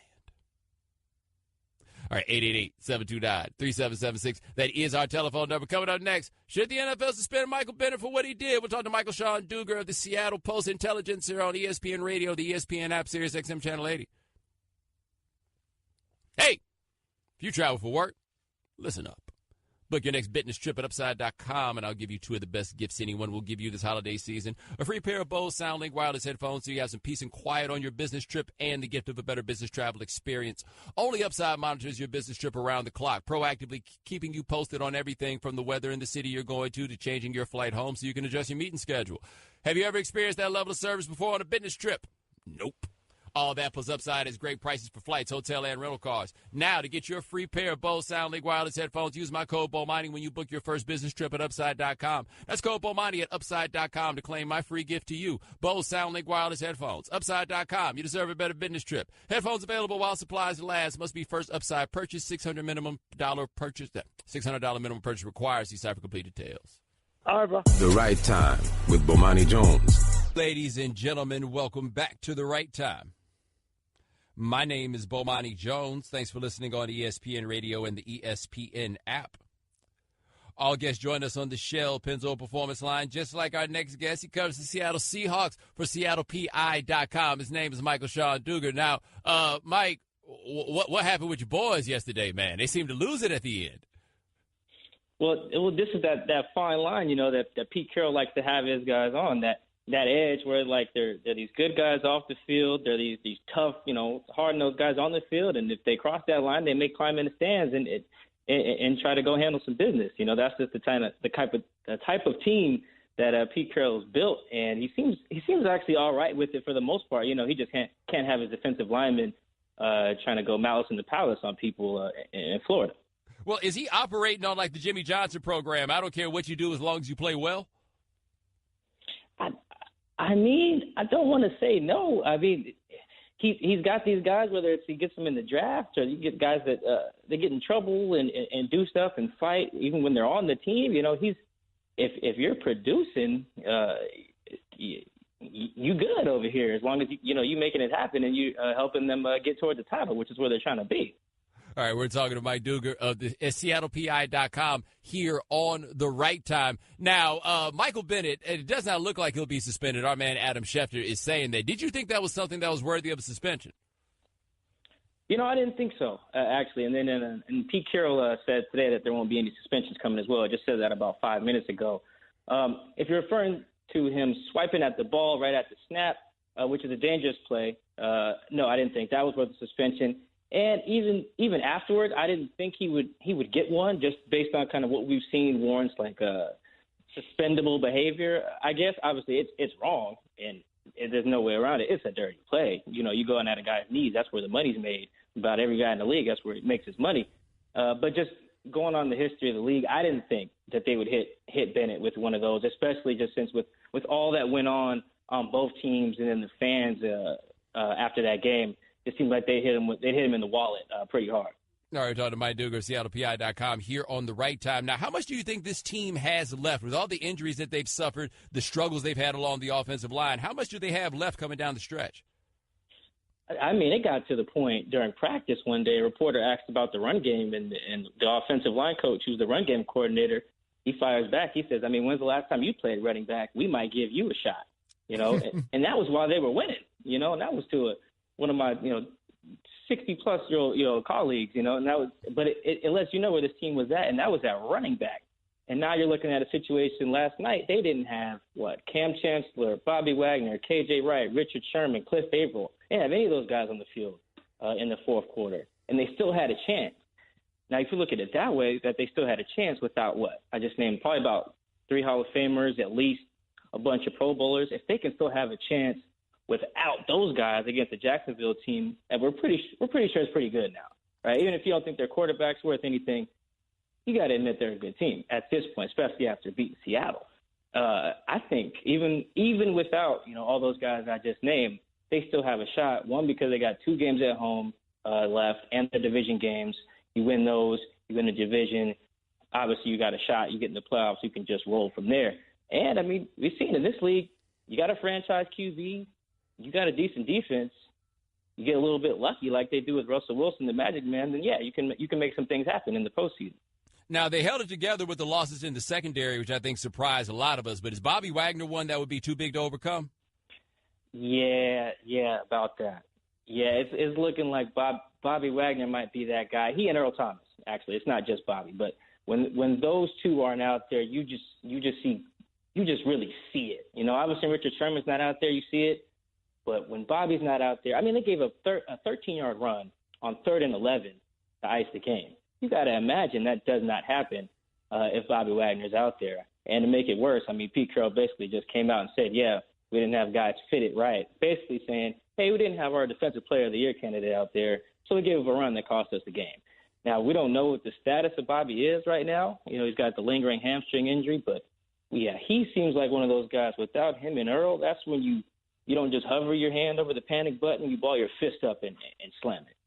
All right, we're talking to Mike Dugar at SeattlePI.com here on The Right Time. Now, you talked about Russell Wilson. You called him the magic man. I mean, is it really as it appears to be from a distance that they're just rolling the ball out to Russell Wilson and saying, take us there? I mean, yeah. What you're seeing from afar is what we're seeing up close. I mean, at one point this year, they weren't getting much out of Jimmy Graham. They didn't know who they were going to try out at running back every week, and they really expected to go win games, and not just games against like the Niners and the Colts. They expected to go to Los Angeles and beat them in Week 5, which they did. And the running back situation has only got so much better, right? I mean, around here now, everyone's excited when a running back runs for 60 yards. You know, that's like, oh, we got our guy. He ran for 60 yards. I mean, that's where it's at. And, you know, look at what Jimmy Graham wasn't able to do yesterday. It really is just, hey, Russell, the guys that are out there to protect you are kind of good. Maybe they won't be. You may not be able to hand it off when you need to, but, hey, go make it happen. And, you know, Russell's that guy, Mr. Optimistic. They'll go out there and make it happen if me, you, and Shannon were out there as his receivers and linemen. Now, this offensive line, year after year, we watch them get better as the year goes on because they just get 5 fat dudes off the street and try to make it work. How much better have they gotten through the course of this season? Well, that's what happens when you spend money and go get a guy like Dwayne Brown. You know, Pete Carroll just about five or so minutes ago was like, hey, yeah, we've never had a guy play like how Dwayne Brown is playing. All of us, or at least me, I'm sitting there in my chair going, well, yeah, you finally went and got a Pro Bowl left tackle to protect your franchise QB. What a shock. Your offensive line is better. But even just going across the board now with Dwayne, you have a first-round pick. Next to him is Luke Jokel, a former first-round pick. Their center's a former second-round pick. Their right guard right now is a second-round pick. And then their right tackle is a first-round pick.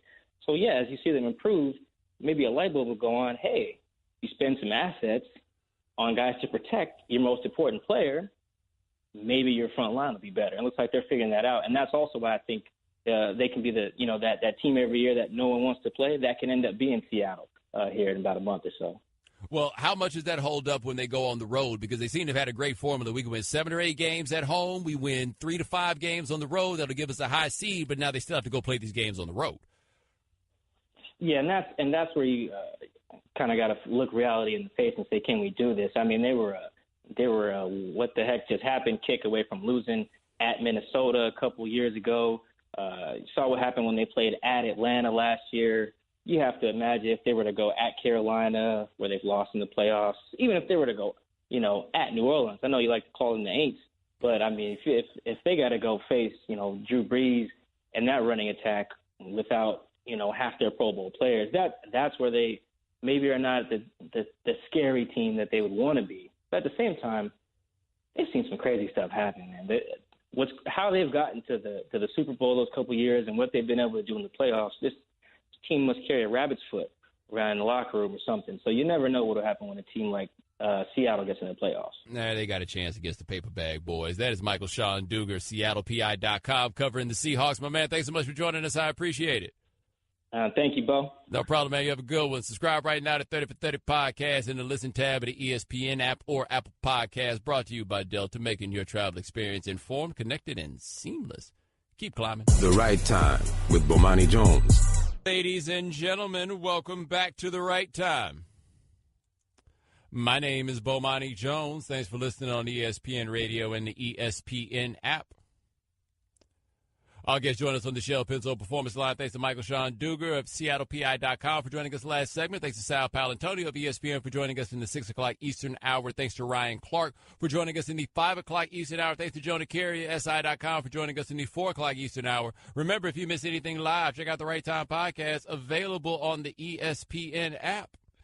All right, 888-729-3776. That is our telephone number. All right, Shannon, what we miss out on today? We know you can't be on top of all the news and information of the day. Now, if you haven't heard. All right, the big story of the day, of course, the Philadelphia Eagles going to be without their starting quarterback Carson Wentz for the remainder of the season after he suffered a torn ACL in yesterday's game against the Rams. And if you haven't heard, here's Bomani Jones earlier today on The Right Time discussing the Wentz injury. You sure can. Heck yeah.